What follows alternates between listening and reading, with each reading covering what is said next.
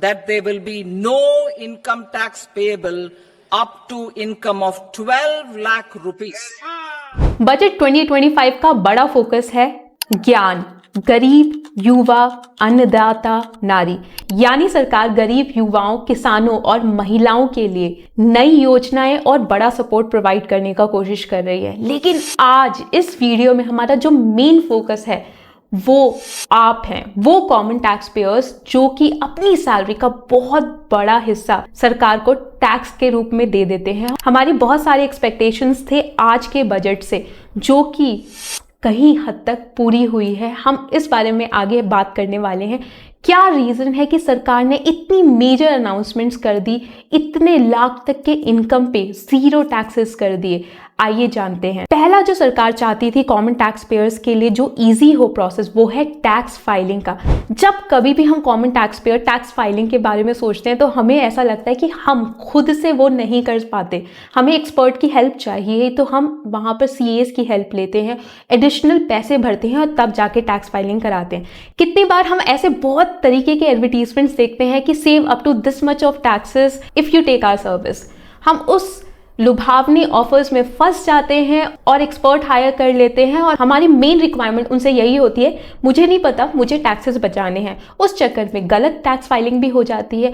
इस वजह से जो सरकार के पास टैक्स रेक्टिफिकेशन के रिक्वेस्ट आते हैं वो भी बहुत ज़्यादा रहते हैं। साथ ही साथ सरकार को जो IT नोटिस इशू करने पड़ते हैं वो भी क्वांटिटी में बहुत ज़्यादा होते हैं। इन सारी चीज़ों को सिंप्लीफाई करने के लिए सरकार ने न्यू टैक्स रेजिम को प्रमोट करने का कोशिश किया, उसे और ज़्यादा लुक्रेटिव बनाने का कोशिश किया ताकि जो कॉमन टैक्स पेयर्स है उनके लिए टैक्स फाइलिंग की जर्नी आसान हो। वो खुद से बिना किसी एक्सपर्ट की हेल्प लिए, बिना कुछ फी पे किए बिना टैक्स फाइलिंग करा सके। और ये करने से सरकार का जो डिजिटल इंडिया का मिशन है उसको भी बहुत बूस्ट मिलेगा। सरकार ने आज जो मेजर अनाउंसमेंट की है कि 12 लाख तक के इनकम पे न्यू टैक्स रेजिम में आपको कोई टैक्सेस पे नहीं करने पड़ेंगे।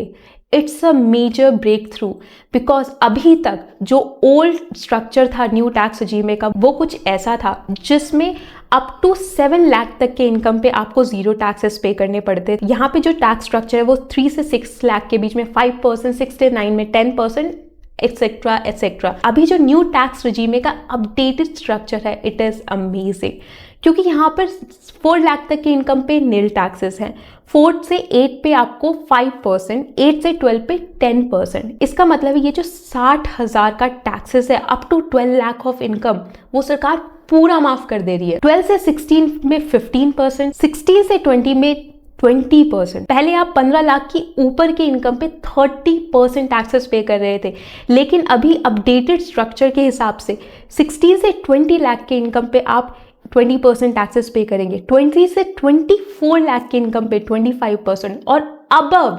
24 लाख के इनकम पे ही आपको 30% टैक्सेस पे करने पड़ेंगे, which is a major breakthrough. इससे ये समझ के आ रहा है कि आपके पास अब सेविंग करने के लिए ज़्यादा पैसा बचेगा। एक रीज़न ये भी है कि महंगाई भी बहुत बढ़ी है, इन्फ्लेशन बढ़ा है, जिस कारण से लोगों को पहले से ज़्यादा पैसा खर्चा करना पड़ा है। रियल स्टेट के प्राइसेस भी बहुत ज़्यादा बढ़े हैं। जैसे कि अगर आप बैंगलोर में रह रहे हैं तो कोविड से पहले आपको एक 2 BHK 25K में अच्छी सोसाइटी में मिल जाता था, लेकिन आज उस 2 BHK का रेंटल कॉस्ट 50,000 तक चला गया, विच इज डबल। तो सरकार के इस स्टेप से आपके पास कंजम्पशन के लिए ज्यादा पैसा रहेगा। ओल्ड टैक्स रेजिम में कोई बदलाव नहीं किए गए हैं, इसका स्ट्रक्चर एज इट इज रखा गया है, जिसमें आपको 2.5 लाख तक के इनकम पे कोई टैक्सेस पे नहीं करने पड़ते थे।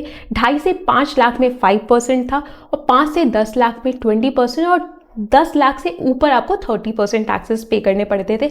अगर आपके पास एडिशनल डिडक्शंस हैं, एग्जेम्पशंस क्लेम कर रहे हैं तो आप ओल्ड टैक्स रेजिम को प्रिफर करते थे, लेकिन अब शायद से ओल्ड टैक्स रेजिम की आपको ज़रूरत ना पड़े। ओल्ड टैक्स रेजिम में आपको टैक्सेस बचाने के लिए बहुत ज़्यादा एग्जेम्पशंस एंड डिडक्शंस क्लेम करने पड़ते थे, लेकिन शायद से आपको ओल्ड टैक्स रेजिम से न्यू टैक्स रेजिम में शिफ्ट कर लेना चाहिए। स्टैंड डिडक्शन की बात कर ले तो यहाँ पे कोई बदलाव नहीं किए गए हैं। ओल्ड टैक्स रेजिम में 50,000 का ही था, न्यू टैक्स रेजिम में वो भी एज इट इज है 75,000 रुपीज़ तक के अमाउंट पे आपको स्टैंड डिडक्शन मिलेगा। इसका मतलब है कि अगर आप एक सैलरीड इंडिविजुअल हैं 12 लाख की लिमिट को यूटिलाइज करते हैं तो 12.75 लाख तक के इनकम पे आपको जीरो टैक्सेस पे करने पड़ेंगे। अगर रिबेट की बात कर ले तो ओल्ड टैक्स रेजिम में आपको 12,500 रुपीज तक के रिबेट मिल जाते हैं।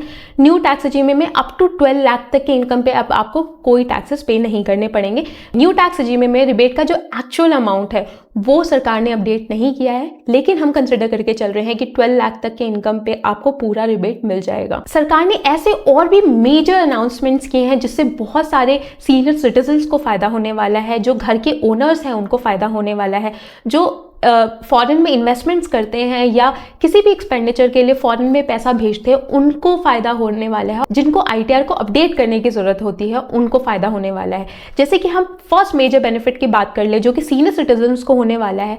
पहले उनको जो बैंक से इंटरेस्ट मिलता था उस पे लिमिट थी 50,000 रुपीज, उससे ऊपर के इंटरेस्ट पे उनको TDS कट के मिलता था, लेकिन उस लिमिट को बढ़ाकर 1 लाख रुपए तक कर दिया गया है। इसका मतलब है बैंक से अगर आपको 1 लाख रुपए तक का इंटरेस्ट मिलता है उस पे बैंक TDS नहीं काटेगा। इसके अलावा रेंटल इनकम की बात कर ले, अगर आपने कोई घर किराए पे चढ़ा रखा है तो पहले 2.4 लाख तक के इनकम पे TDS नहीं कटता था, उससे ऊपर आपको टैक्सेस पे करने पड़ते थे। उस लिमिट को बढ़ाकर 6 लाख कर दिया गया है। इसका मतलब है कि 50,000 रुपए तक का रेंटल इनकम अगर आपको हो रहा है किसी भी रेंटल प्रॉपर्टी से, उस पर आपको कोई टैक्सेस पे नहीं करने पड़ेंगे, which is a major relief for home owners. अब हम बात कर लेते हैं TCS on foreign remittances which is LRS। इसका मतलब ये है कि अगर आप फॉरेन में कुछ पैसे भेज रहे हैं, मान लीजिए आप इन्वेस्टमेंट कर रहे हैं, पढ़ाई लिखाई खर्चा पानी के लिए अपने बच्चों को ही भेज रहे हैं, उस पर एक लिमिट होती थी 7 लाख तक के अमाउंट पे आपको कोई TCS पे नहीं करना पड़ेगा। उस लिमिट को बढ़ा के 10 लाख रुपए कर दिया गया है। अब सेल्फ ऑक्यूपाइड प्रॉपर्टी में यहाँ पर एक मेजर रिलीफ मिला है होम ओनर्स को। अगर आपके पास 2 घर है ना, तो अब आप 2 घर को सेल्फ ऑक्यूपाइड दिखा सकते हैं। पहले क्या होता था कि आप एक ही घर को सेल्फ ऑक्यूपाइड दिखाते थे, दूसरे घर को रेंटल पे दिखाना पड़ता था। मतलब अगर दूसरे घर से आपको कोई इनकम हो रही है वो रेंटल इनकम की कैटेगरी में आ जाता था और उसमें आपको टैक्सेस पे करने पड़ते थे।